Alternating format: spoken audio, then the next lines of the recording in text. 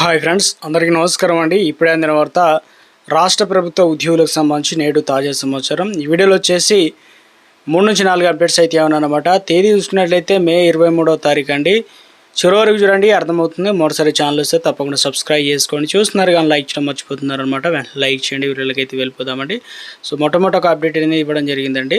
So ఇందులో వచ్చేసి భార్యాభర్తలు ప్రభుత్వ ఉద్యోగులు అయితే ఈహెచ్ఎస్ ఉద్యోగుల ఆరోగ్య పథకం కింద భార్య వేతనం నుంచి చందా చెల్లించడం ద్వారానే గరిష్టంగా ఉపయోగం లభిస్తుందని చెప్పేసి ప్రభుత్వ ఉద్యోగుల ఐక్యస ప్రధాన కార్యదర్శి ఏలూరి శ్రీనివాసరావు అయితే తెలియడం జరిగిందనమాట ఉద్యోగులకు సంబంధించి.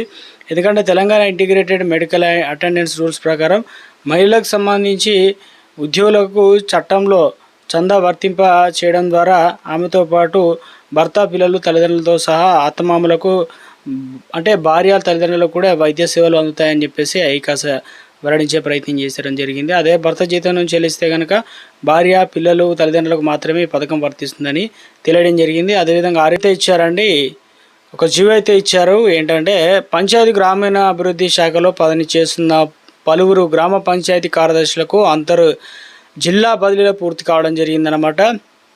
జోన్ల పరిధిలో బదిలీల కోసం దరఖాస్తు చేసుకున్న వారు, అదేవిధంగా గ్రేడ్ 1, గ్రేడ్ 2, గ్రేడ్ 3 పలువురు కార్యదర్శులు కూడా బదిలీ చేశారనమాట. రాష్ట్ర ప్రభుత్వం బదిలీలపై ఉన్న నిషేధాన్ని కూడా కొన్నింటిని సడలించడం జరిగింది. వెబ్ ఆప్షన్లు నమోదు చేసుకున్న అభ్యర్థులకు శుక్రవారం కౌన్సిలింగ్ నిర్వహించి మొత్తం 88 మంది వివిధ జిల్లాలకు వారికి కేటాయించడం జరిగింది. ట్రాన్స్ఫర్లు కావచ్చు, బదిలీలు కావచ్చు, ఇవన్నీ కూడా ఇందుకు సంబంధించి జోన్ 1, జోన్ 7 ఉన్న వివిధ జిల్లా కార్యదర్శులకు ఉత్తర్వులు వర్తించును కాబట్టి ఉన్నాయి. ఇక బదిలీ ఉత్తర్వులు అందుకున్న పంచాయతీ కార్యదర్శి తక్షణమే తమ ప్రస్తుత స్థానాల నుంచి రిలీవ్ కావాలని చెప్పేసి PRRD కమిషనర్ దివ్య దేవరాజన్ ఆదేశాలు అయితే జారీ చేయడం అయితే జరిగిందనమాట. పంచాయతీ కార్యదర్శుల బదిలీలు పూర్తి, వివిధ జిల్లాల్లో మొత్తం 88 మందికి కేటాయింపు అంటూ ఓ అప్డేట్ అనేది మనకు ఇవ్వడం అయితే జరిగిందనమాట. సో ఇక మరొక అప్డేట్ చూసుకున్నట్లయితే, సో ఇక ఉద్యోగులకు సంబంధించి సీఎం రేవంత్ రెడ్డి అధ్యక్షతన శనివారం జరుగుతున్న మంత్రివర్గ సమావేశంలో ఉద్యోగ నియామకాలపై కీలక నిర్ణయం తీసుకునే అవకాశాలు అయితే ఉంది ఈరోజు. సో ఇందులో వచ్చేసి విశ్వసనీయ సమాచారం ప్రకారం వివిధ శాఖల్లో ఖాళీలకు సంబంధించి ప్రతిపాదనలు పెండింగ్లో ఉన్నాయని చెప్పేసి అధికార వర్గాలు అయితే తెలియజేశారు. పోలీస్ శాఖలో 12,000, వర్సిటీలో దాదాపుగా 5,000, ఇతర ప్రభుత్వ శాఖలో 12,000, అగ్నిమాపక శాఖలో 1,111, అంటే మొత్తం అటవీ శాఖలో 750 పోస్టులు ఖాళీగా ఉన్నట్లు చెప్తున్నారు. ఈ పోస్టులన్నీ అన్నింటినీ ఒకేసారి భర్తీ చేస్తారు, లేక విడతల వారీగా భర్తీ చేయాలన్నది మంత్రివర్గం సమావేశంలో చర్చించబోతున్నట్లు చెప్తున్నారన్నమాట. తెలంగాణ రాష్ట్ర ఆయుర్వేద దినోత్సవం సందర్భంగా ఈ పోస్టుల భర్తీ ప్రధాన అంశంగా ప్రకటించే అవకాశం అయితే ఉంది. గత సంవత్సరం జాబ్ క్యాలెండర్ ప్రకటించలేదు. ఇటీవల కూడా ఉద్యోగ నియామకాల వయోపరిమితి అనేది 44 సంవత్సరాలు పెంచుతున్న నేపథ్యంలో నేటి మంత్రివర్గంలో ఉద్యోగుల భర్తీపైన సో ఒక అప్డేట్ అనేది ఇవ్వబోతున్నట్లు ఒక అప్డేట్ ఇచ్చారన్నమాట. ఇక మరొక అప్డేట్ అనేది ఇవ్వడం అయితే జరిగిందండి. ఉద్యోగులకు సంబంధించి పలువురు అధికారులు బదిలీ, ముఖ్యంగా రాష్ట్రంలో అదనపు కలెక్టర్లు, స్పెషల్ డిప్యూటీ కలెక్టర్లుగా పనిచేస్తున్న పలువురికి అధికారులు ట్రాన్స్ఫర్ చేయడం జరిగింది. రెవెన్యూ ముఖ్య కార్యదర్శిగా సో మొత్తం మీద అయితే ఒక 16 మంది వరకు ట్రాన్స్ఫర్ చేసినట్లు చెప్తున్నారు అధికారులకు సంబంధించి. సో ఇక రాష్ట్రంలో ఏసీబీ చిక్నా Malkajgiri special grade deputy collector Vamshimohan అనమాట. దాదాపు అవినీతి అనేది 100 కోట్ల పైగా ఉన్నట్లు, ప్రభుత్వ భూములన్నీ కూడా ప్రైవేటు అంటే వ్యక్తులకు కట్టబెట్టడంలో గనుడు అనమాట. ఇక 100 కోట్ల రూపాయల వరకు అవినీతి క్లబ్లో అక్రమార్కుడు, ప్రభుత్వ భూములన్నీ ప్రైవేట్ పరం చేసి అక్రమ సంపాదనతో 100 కోట్లు ఎట్టకేలకు అవినీతి నిరోధక శాఖ చిక్కాడనమాట. సో అప్డేట్ అనేది ఇవ్వడం అయితే జరిగిందనమాట. సో మరొక అప్డేట్ అనేది ఇచ్చారండి.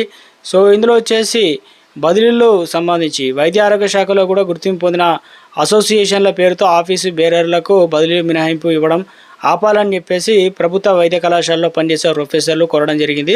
ఎందుకు చెప్తున్నారు ఏంటంటే, శుక్రవారం CHSW కమిషనర్ సంగీత తదితరులు అయితే వినతిపత్రాన్ని అందజేశారు. 2021 ఫేరబుల్ అంటే మెడికల్ కాలేజీల్లో కావచ్చు కష్టతర ప్రాంతాల్లో విధులు నిర్వహించిన తమలాంటి వారికి ప్రభుత్వం జీవో 38తో తీవ్ర అన్యాయం జరుగుతుందని చెప్పడం జరిగిందనమాట. సో అప్డేట్ అనేది ఇచ్చే ప్రయత్నం అయితే చేయడం జరిగిందండి. సో ఇక మరొక అప్డేట్ అనేది ఇవ్వడం జరిగింది. ఇందులో వచ్చేసి పొదుపు మందిరం ఖర్చులో కట్టడి చేస్తూ వ్యూహరచన చేయబోతున్నారు. ఒకవైపు ఏదైతే అప్పులకు వడ్డీలు కట్టుకుంటూ మరోవైపు వరాలు కురిపించడానికి నేడు రాష్ట్ర కేబినెట్ సాయంత్రం 4 గంటలకు నిర్ణయం తీసుకోబోతున్నారు. ఇందులో వచ్చేసి ఉద్యోగులకు కూడా నిర్ణయాలు ఉండే అవకాశాలు అయితే ఉన్నట్లు అప్డేట్స్ అయితే అందుతుంది అనమాట. ఇక ఏసీబీకి చిక్కిన విద్యుత్ శాఖ ఏడీ అనమాట. సో ఇందులో వచ్చేసి ఓ కాంట్రాక్టుల నుంచి లంచం తీసుకుంటున్న విద్యుత్ శాఖ ఏడీని ఏసీబీ అధికారులు పట్టుకున్నారు. శుక్రవారం విద్యుత్ శాఖ కార్యాలయంలో 25,000 రూపాయలు లంచం తీసుకుంటూ ఏసీబీ అధికారులకు అయితే చిక్కాడనమాట. ఒక అప్డేట్ అనేది ఇచ్చే ప్రయత్నం అయితే చేయడం జరిగిందండి. మరో అప్డేట్ ఇచ్చారండి. ఇక్కడ వచ్చేసి రిజర్వేషన్లో దేశ అత్యున్నత న్యాయస్థానం సుప్రీంకోర్టు సంచలన వ్యాఖ్యలు చేసింది. ఏంటంటే రిజర్వేషన్ల ఫలాలు పొంది ఆర్థికంగా విద్యాపరంగా ఉన్నత స్థానంలో చేరుకున్న కుటుంబాల పిల్లలకు కోటా ప్రయోజనం ఎందుకు పొడిగించాలని చెప్పేసి అభ్యంతరం వ్యక్తం చేసింది. రిజర్వేషన్ల ద్వారా ఫలించిన అంటే సామాజిక పురోగతి సదరు కుటుంబాలు రిజర్వేషన్ వ్యవస్థ నుంచి క్రమంగా బయటకు తీసుకురావాలని చెప్పేసి వెనుకబడిన తరగతులకు ఇక ఏదైతే క్రిమి లేయర్ ఆదాయం హోదా పరంగా ముందంజలో ఉన్నారనమాట. సో ఇందులో వచ్చేసి తల్లిదండ్రులు ఇద్దరు కూడా ఐఏఎస్ అధికారులు ఉన్నారు కదా, మరి రిజర్వేషన్లు ఎందుకు అనే విధంగా చెప్తున్నారు. ఒక సంచలన అప్డేట్ అనేది ఇచ్చే ప్రయత్నం చేయడం జరిగిందనమాట.